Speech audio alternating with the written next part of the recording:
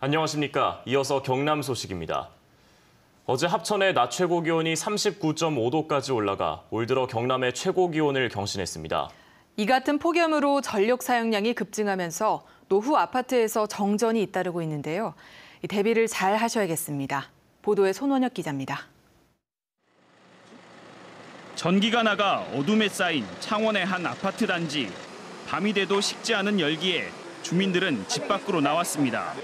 전력 복구를 기다리며 연신 부채질을 하고 승용차 안에서 에어컨을 틀고 더위를 식히기도 합니다.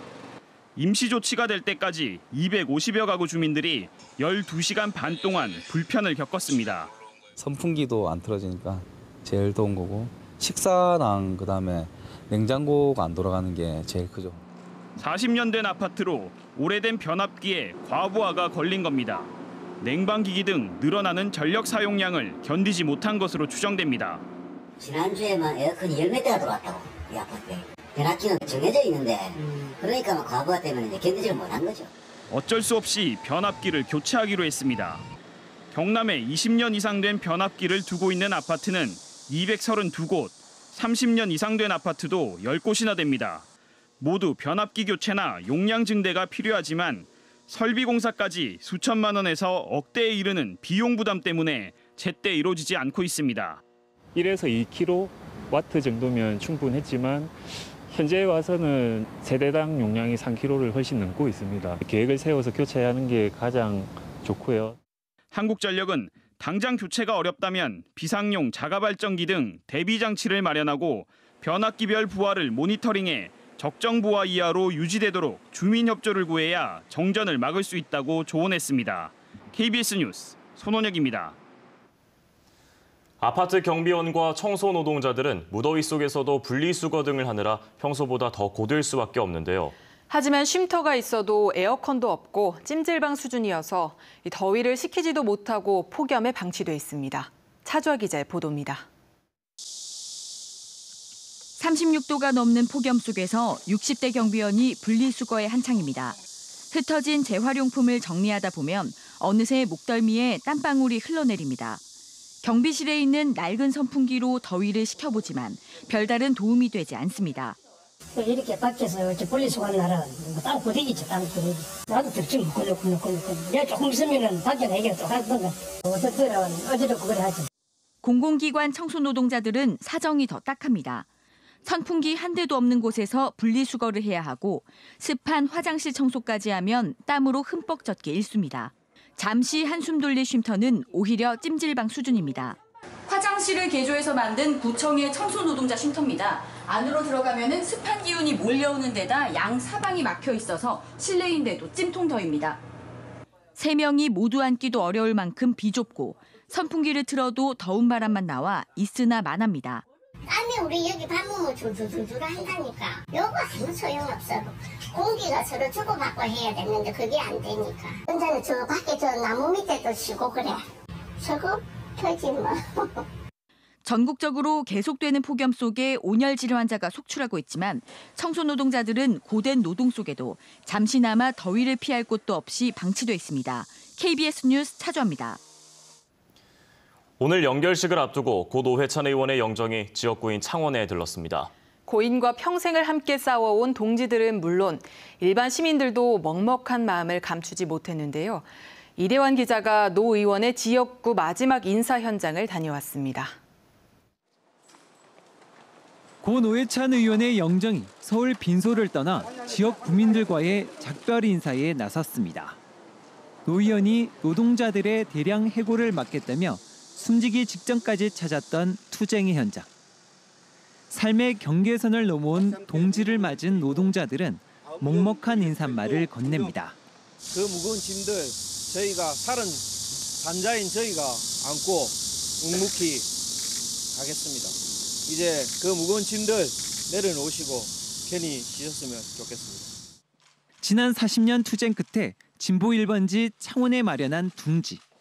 영정이 노 의원의 손때 묻은 사무실 곳곳을 도는 동안 평생을 함께한 동료들은 복받치는 감정을 누르지 못합니다. 힘내십시오. 그동안 즐거웠습니다. 고맙습니다. 이제는 진짜 마지막이라는 생각에 계속 뒤를 돌아보게 됩니다.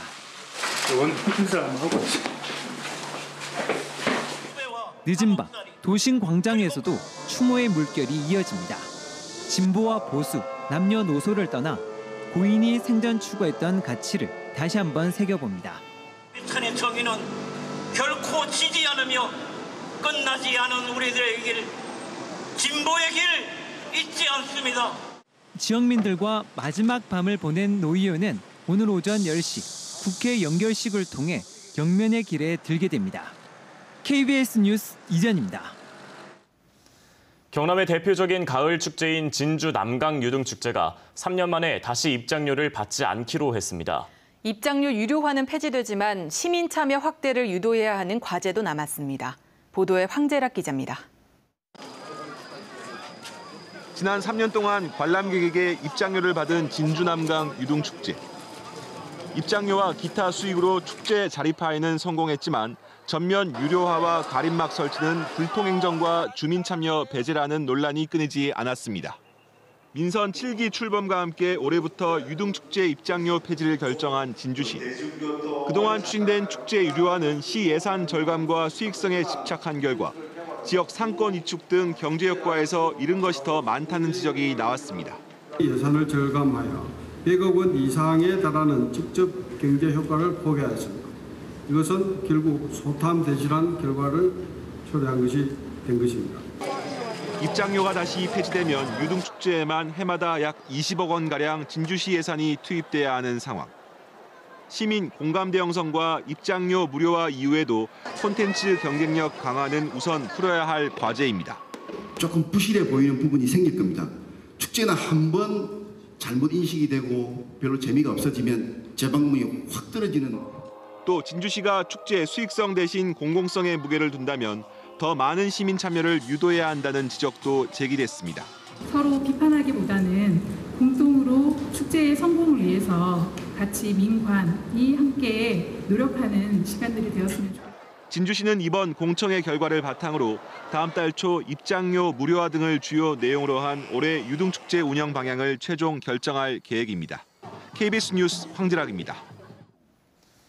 낙동강 하구에서 포획되는 물고기의 97%가 육식성 어종인 강준치고 그로 인해서 생태계 다양성이 크게 훼손되고 있다는 소식 보도해드렸는데요. 강준치가 이렇게 낙동강 하류를 점령하게 된 이유를 장성길 기자가 분석했습니다. 낙동강 하구에 쳐놓은 그물을 걷어봤더니 10마리 중 9마리 이상이 강준치로 확인됐습니다. 불과 10년 전만 해도 낙동강 하구에서는 찾기 힘들었던 어종이 왜 이렇게 폭발적으로 증가했을까? 강준치는 물살이 느리고 수심 깊은 곳을 좋아합니다. 학계에서는 4대강 사업 이후 낙동강 하구 수중 생태계가 강준치가 서식하는 데 최적의 장소로 변했다는 데서 원인을 찾습니다. 4대강 공사 이후에 유속이 많이 느려지고 서식처가 단순화되고 해서 과거에 많이 잡혔던 다양한 종들이 많이 줄었기 때문에 이런 현상이 나타나고 있습니다. 낙동강 하구에서 채집한 강준치의 건강 상태를 측정한 결과를 보니 보통의 건강 상태를 3이라고 봤을 때 다른 물고기들은 약한 데 반해 강준치는 매우 건강한 상태를 유지하고 있었습니다. 낙동강의 토종은 아니지만 잘 적응하고 생장 번식하고 있다는 이야기입니다. 여기다 어민들은 낙동강 하구 강바닥이 심각하게 오염돼 몸집이 작은 토종 어류들이 더 이상 살 수 없는 것으로 변한 것도 강준치의 독식을 가속하고 있다고 하소연했습니다. 강 바닥 자체가 지금 건 한 7, 80cm, 많게는 1m 가까이 다 썩었거든요. 이 바닥 고기들은 올라오면 뻘 속에 들어가 조금 먹고 소화를 지기가 지체감이 내려가는데. 강준치는 물고기 알과 치어 등 모든 수중생물과 뱀까지 잡아먹는 낙동강 하구 최상위 포식자로 수중생태계를 교란시키고 있는 상황. 부산시는 낙동강 유역환경청과 함께 어민들을 상대로 피해 조사를 실시해 강준치 매수 사업 등 대책을 마련하겠다고 밝혔습니다. KBS 뉴스 장성길입니다.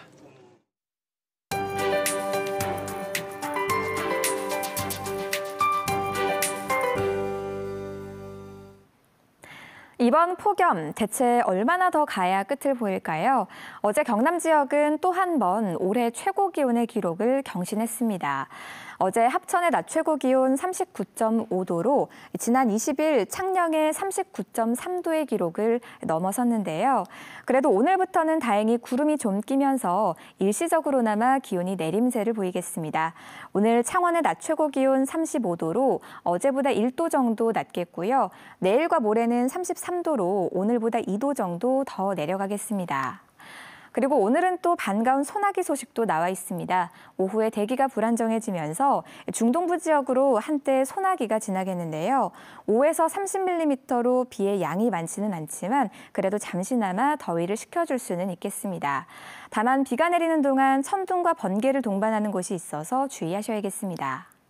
동부 지역의 현재 기온은 28도 안팎으로 어제와 비슷해 후텁지근합니다. 한낮 기온은 고성과 통영 34도, 밀양과 김해, 양산이 37도까지 오르겠습니다. 경남 서부 지역도 현재 기온 대부분 25도를 웃돌며 출발하고요. 낮 기온은 모두 35도 이상으로 오르겠습니다. 오늘 바다의 물결은 모든 해상에서 잔잔하지만 곳곳에 안개가 끼면서 시야가 다소 뿌옇겠습니다. 주말인 내일과 모레도 구름 많은 가운데 곳곳으로 소나기가 지나겠고요. 다음 주에는 다시 맑은 하늘이 드러나면서 기온이 또 오름세를 보이겠습니다. 기상정보였습니다. 함양군은 올해 지역주도형 청년 일자리 사업에 참여할 스타트업 기업과 청년 근로자를 모집합니다.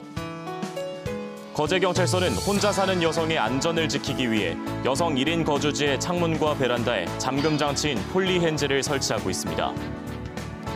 상주 은모래비치 썸머 페스티벌이 다음 달 3일부터 19일까지 남해군 상주면의 상주 은모래비치 일원에서 열립니다. 고성군은 자유무역협정 이행으로 가격 하락 피해를 입은 재배와 사육 농가를 대상으로 오는 31일까지 FTA 폐업 지원금과 피해 보전 직불금 신청을 받습니다. 진주시가 시청 앞 등 진주시 중심 노선 승강장 150곳에 햇빛 차단용 차광 필름을 설치합니다. 진주시는 기존 설치된 도시형 승강장이 햇빛 투과율이 높아 승객들이 불편을 겪고 있다며 폭염으로 인한 피해를 줄이기 위해 이달 말까지 버스 승강장 150곳에 차광 필름 부착 공사를 완료할 계획이라고 밝혔습니다. 진주역을 오가는 KTX 이용객이 개통 6년 만에 120만 명을 넘어섰습니다. 코레일 진주역은 개통 첫 해인 지난 2013년 15만 3천여 명이던 KTX 진주역 이용객이 지난해에는 25만 명을 넘어서는 등 이달까지 누적 고객 123만 7천여 명이 이용한 것으로 집계됐다고 밝혔습니다. 진주역 관계자는 올해 연간 이용객 30만 명 돌파도 가능할 것으로 전망했습니다. 정부가 오는 2022년까지 장애아동이 재활치료 서비스를 받을 수 있는 공공어린이재활병원을 경남에 짓기로 했습니다. 보건복지부는 올해는 먼저 충남권 대전시에 재활의학과 등 60병상 규모의 공공어린이재활병원 건축비와 장비 등 78억 원을 3년에 걸쳐 지원한다고 밝혔습니다. 복지부는 앞으로 경남권과 전남권에도 이 사업을 추진할 자치단체를 공모해 선정할 계획이라고 덧붙였습니다. 김해 중부경찰서는 관광차 한국에 들어와 옷가게에서 수백 벌의 옷을 훔친 혐의로 베트남인 자매 A씨와 B씨를 구속했습니다. 이들은 지난 17일 김해 한 의류 매장에서 옷 150여 벌, 450만 원어치를 여행용 가방에 담아 나오는 등 두 차례에 걸쳐 1,000만 원어치 옷을 훔친 혐의를 받고 있습니다. 경찰은 도난 방지 장치가 부착된 옷을 훔친 경위를 조사하고 있습니다. 최근 두 주 사이에 수족구병 환자가 크게 늘고 있습니다. 수족구병은 바이러스에 감염돼 손과 발, 입에 물집이 나타났다가 일주일 뒤쯤이면 자연적으로 낫지만 일부는 고열, 구토와 함께 뇌막염 등 신경계 합병증이나 심근염 등으로 이어질 수 있습니다. 창원보건소는 특히 아이들에게 수족구병 발생이 많다며 장난감 등의 청결과 손 씻기에 신경 써줄 것을 당부했습니다. 뉴스를 마칩니다. 시청해주신 여러분 고맙습니다.